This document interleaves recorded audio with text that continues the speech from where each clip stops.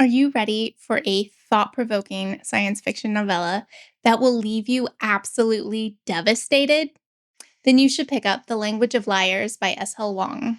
Hi, I'm Tiffany. Welcome to Towering TBR. Earlier this year, I was ecstatic to receive the ALC for The Language of Liars by S.L. Huang. An ALC is an advanced listening copy, and boy was I excited. This is one of my most anticipated books of the year. If I were to describe it in just one sentence, I would say it is a literary science fiction novella with heavy philosophical themes. We are following an alien species of Tonto. They are an empathic species, and because of this unique ability, some of them have the opportunity to jump into the mind and body of another alien called the Star Eaters. We are specifically following Ro. He has worked his whole life to be a master linguist spy. He so badly wants to be able to jump into the Star Eater's mind so that he can learn the secret of finding Meridian, the resource that everybody in this universe relies on, and only Star Eaters can find. Ro has practiced his language skills and learned as much about the Star Eaters as possible, so he thinks that whenever he jumps, it's going to be easy. He is super confident that he'll be able to figure out the mystery and help his species. However, when it finally happens, when Ro jumps into the mind of a Star Eater, he finds out how much was lost in translation and how much were just plain lies. The biggest strength is the thought-provoking discussion, especially on language and how language can differ between different types of people. They really examined the nuance of language, specifically the topics of truth and lies. Because the Tonto aliens are an empathic species, others think that they must not be able to lie. By being able to sense emotions and true feelings, that they can't deceive. And that is not true. Frequently, Ro would say something of how he would interpret a sentence. And then he also compares how a Star Eater would understand that same sentence.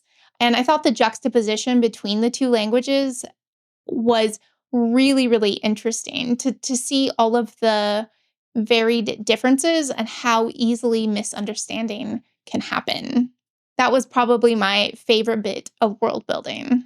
Even though I saw the conclusion coming, it didn't take away from its impact at all. I loved that ending. It was just so powerful.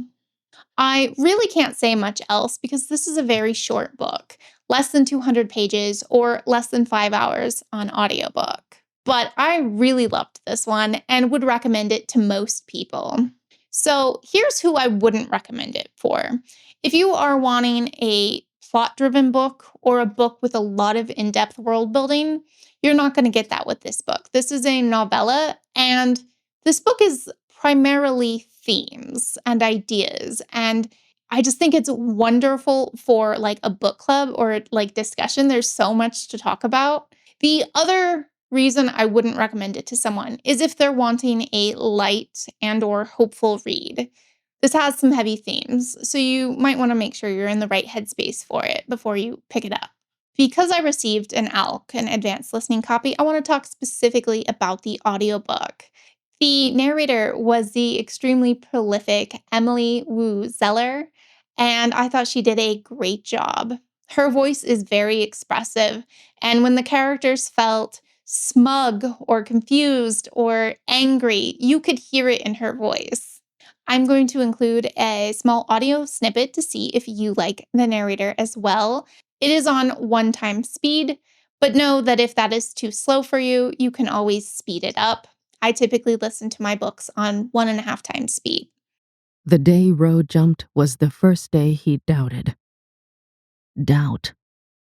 In his language, it meant uncertainty, apprehension, a lack of confidence or conviction. The feeling of a squiggle in his third and fourth stomachs. In Berjivna, the trade language of the Ondu-Urgians, doubt meant a question. So, if you want a thought-provoking science fiction story, especially with an emphasis in linguistics, you should definitely pick this up.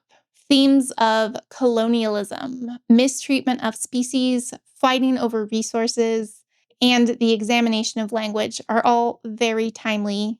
I already want to reread it knowing the ending. This is my first book by this author, but it won't be my last. If you've read any S.L. Huang, where would you recommend I go next? So, does this one interest you? Leave me a comment if you're going to add it to your towering TBR. If this one doesn't grab you, that's okay. Check out one of my other videos. I read quite widely, and so there's something for everyone. If you enjoy my book reviews, subscribe. Join the conversation, join the community. We'd love to have you. Thank you so much for joining me. Happy reading!